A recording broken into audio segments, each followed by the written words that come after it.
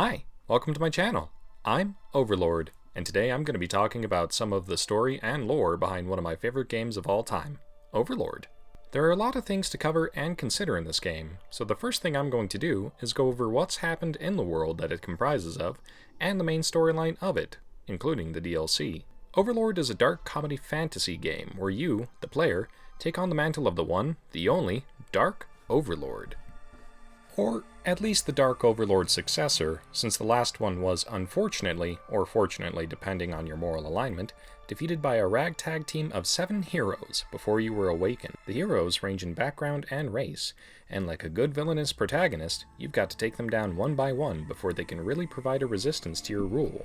The heroes are Melvin the Small, a halfling hero who lives near the Mellow Hills area where you start the game, Sir William, a human paladin that lives in the city of Heaven's Peak, a city nestled in a nasty marshland, Oberon Greenhaze, a powerful elven hero that resides in the now very haunted Evernight Forest, Goldo Golderson, the dwarven king of the Golden Hills and proprietor of the mines that are found there, Jewel, a human thief who lives in the Ruborian Desert and leads a band of thieves there, Khan the Warrior, a literal Goliath of a warrior who also lives in the Ruborian Desert with Jewel, who also happens to be his girlfriend, and the Wizard, a mysterious magician who is MIA by the time the game starts, only being mentioned by third parties.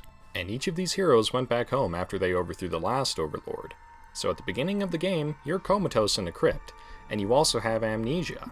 After waking up, you see a bunch of little goblin/gremlin creatures called minions, and they rub acid in your eyes to freshen you up. Ooh, spa day. After that, you notice one of the minions is different, and he's talking to you about how you're the Overlord, and it's your responsibility to keep the evil empire going. His name is Gnarl, and he's your twisted little guide in this weirdly unforgiving fantasy environment. You go through the motions, you learn how to control minions, you beat the crap out of a jester, and then you get more lore dumps. You learn about your tower, your predecessor, and how a group of heroes beat him. And now it's your turn to keep the evil status quo moving by getting rid of the old heroes and paving the way for new evil to bloom. Yay! Something's off in the world though. As you travel through, you learn that the heroes that beat the last Overlord aren't exactly the most morally clean people at the moment. After they each got home, they apparently started letting the praise and victory they had go to their heads. Melvin started eating constantly like a mukbang video creator, but unfortunately he didn't keep up with his workouts, so now he's horrifyingly morbidly obese. Now he's called Melvin Underbelly. William started enjoying drinks and experiencing time with women a bit too much, cheated on his fiancée, and now he's with a succubus queen in the middle of a zombie plague that they both caused, thus earning him the new moniker of William the Black. Oberon lost motivation to do anything in life, and he just kinda let his literal race get kidnapped by Goldo, mainly because he didn't feel inclined to do anything about it. But hey, at least he let a tree grow around him that blocked off the entrance to the Dwarven lands, after the dwarves sacked his entire home. Downside, it was a magical tree that makes his nightmares come to life and attack anyone who enters the forest.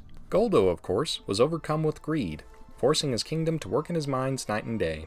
Unfortunately, that wasn't enough, so he decided to kidnap the entire living census of the elven race from Evernight to fill his quotas and sate his greediness. Jewel, of course, started feeling an immense desire for the belongings of others, so she decided to go on a little stealing spree. Khan started feeling incredibly insecure and jealous of everyone, which naturally led him to feeling angry and giving into violent outbursts that caused chaos wherever he went. The Wizard, as it turned out, was still MIA, but was supposedly in contact with the heroes throughout this game. Furthermore, as the game progresses, you wander through each area doing either really evil stuff, kind of evil stuff, or benignly beneficial stuff, leading to you being treated as either a monster or a savior, and fight the respective hero in each area. You meet the hero, find their weakness or their method of defeat, beat them, rinse and repeat. Along the way, you meet Rose and Velvet, the 2 daughters of the Wizard, who also serve as your 2 romantic options for the game. Rose is the gal that's obsessed with balance in the world, and making sure that everything is orderly and neat. And Velvet is, I don't know, the seductive anarchist goth, I guess? She's also William's ex-fiancée, so there's that baggage to unload. Oh, and you have to choose who gets to be your mistress once you meet Velvet, which leads to a very awkward situation depending on the circumstances. Anywho, after that you finally get to Jewel, who you have to lure into stealing an ancient statue of the elves' deity, the Mother Goddess, after you put a few minions inside of it. After that, you get to go to her hometown and kidnap her, which is odd, because she's the only hero that actively survives her encounter with the Overlord. After that, she tells you that the Wizard put her up to stealing, and her boyfriend Khan was going to be coming for her, which he does.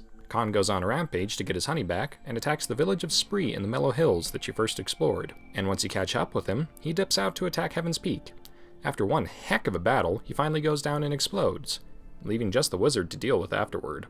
But there's a major plot twist. Turns out that when you get back to your tower, it has been completely overrun and the wizard is there, having taken control of your minions. As it turns out, the wizard is actually possessed by the previous Overlord, who didn't die for good after all. When his physical body died, he just topped to the wizard's body and got rid of his soul when he had the chance. Kind of a crazy move there. Not only that, it turns out that there were actually 8 heroes originally. And you were the unnamed 8th hero that was responsible for taking out the last Overlord by grabbing him and jumping out of the tower with him. You were horrifically injured, but comatose, and the other heroes just kind of decided to leave you there because you deserved your rest, apparently. Didn't even retrieve your body. Like, what the heck, dude? Like, yeah, Steve was great. Shame he's gone. Nah, we don't want to deal with relocating his body or anything. He'll be alright. Not only that, but the last Overlord decided to have Gnarl and his minions take the critically injured 8th hero and store him in the Overlord's crypt so that he can use him to get rid of the other heroes and pave the way for his predecessor to come back. Real manipulative guy, right? So, after that exposition, it turns out that between Rose and Velvet, whichever you don't choose will side with the wizard. And the sister you do choose sabotages the magical heart of the tower to give you a fighting chance against the now newly revealed Wizard Lord. Moving forward, you have to fight through the tower again to get to the Wizard Lord, and he drops some lore on how he slowly corrupted each of the old heroes to turn them evil, using the idea of the 7 deadly sins as his inspiration. He started out by encouraging Melvin to eat more, and told him that he can have however much food he wants because he's a hero. And that introduced the sin of gluttony to Melvin. He convinced William that he can have any woman he wants and that he wouldn't judge him for it, which sowed the sin of lust into him. He told Oberon that he could rest whenever he needed to, and he deserves it because he's a hero, which helped introduce the sin of sloth to him. He told Goldo that he can have all the gold he wants, and that nobody should tell him no because he's a hero now, which helped to feed into Goldo's greed. He hinted to Jewel that she had everything in the world that she could ever want, and what she really wanted was what other people had, which led to her falling into envy. And finally, he helped to break down Khan's self-worth, and pushed him toward the sin of wrath. The Wizard Lord himself represents the sin of pride, since he sits there bragging about how he caused all the heroes to be corrupted, and how he's such a big bad guy because of it. He also tells you that the good don't know how close to evil they truly are. Really bragging it up and such, you know? So, anyway, you finally get to have yourself a good old-fashioned Overlord beatdown. And the last guy's no pushover. He controls roided-up angry minions, throws magic your way, and flies around his little arena like nobody's business. In the end, though, you beat him, much to his chagrin, and Gnarl congratulates you on being the one true Dark Overlord.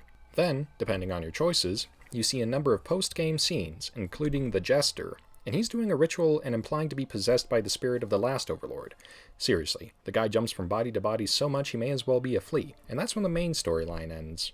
There's a DLC for the story called Overlord Raising Hell that expands a bit more by adding entrances to a place called the Abyss in each area, and additionally, it lets you know that the Jester is also suspiciously missing within this whole situation, but you have other things to worry about. The Abyss is basically a world between worlds that the spirits of the dead and an ancient unknown god live in and bide their time before they can take over the living world. It turns out that the unknown god is actually the ex-husband of the mother goddess deity that the elves worship. He's also known as the Forgotten God, and unfortunately for him, he cheated on his wife a long time ago, who then proceeded to serve him the most beastly divorce, eviction notice, restraining order combo that I've ever personally heard of by casting him into a labyrinth within an infernal abyss.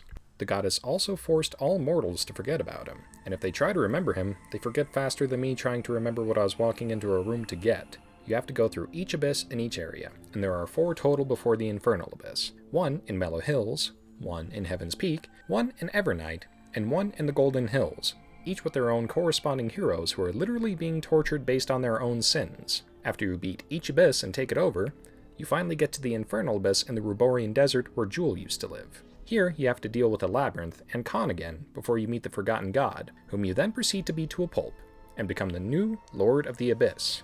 The Forgotten God is a bit of a sore loser though, and he causes the gate leading out of the abyss to collapse, but not before you witness the Jester running out of it.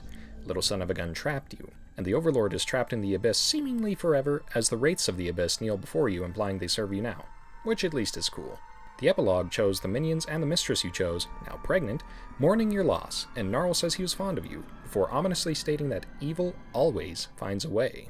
Now there's a lot of cool stuff to extract from the story of this game, and I just ran through the main story with the overarching surface level lore behind it, and this video is already pretty long, so I think I'm gonna end it here. But what do you guys think? Would you like me to go in depth on any characters or backgrounds for this game? If so, I can gladly do it in another video. Either way, I enjoyed talking about Overlord, and I hope you guys did too. Thank you so much for watching. I'm Overlord, and I'll see you guys in the next video.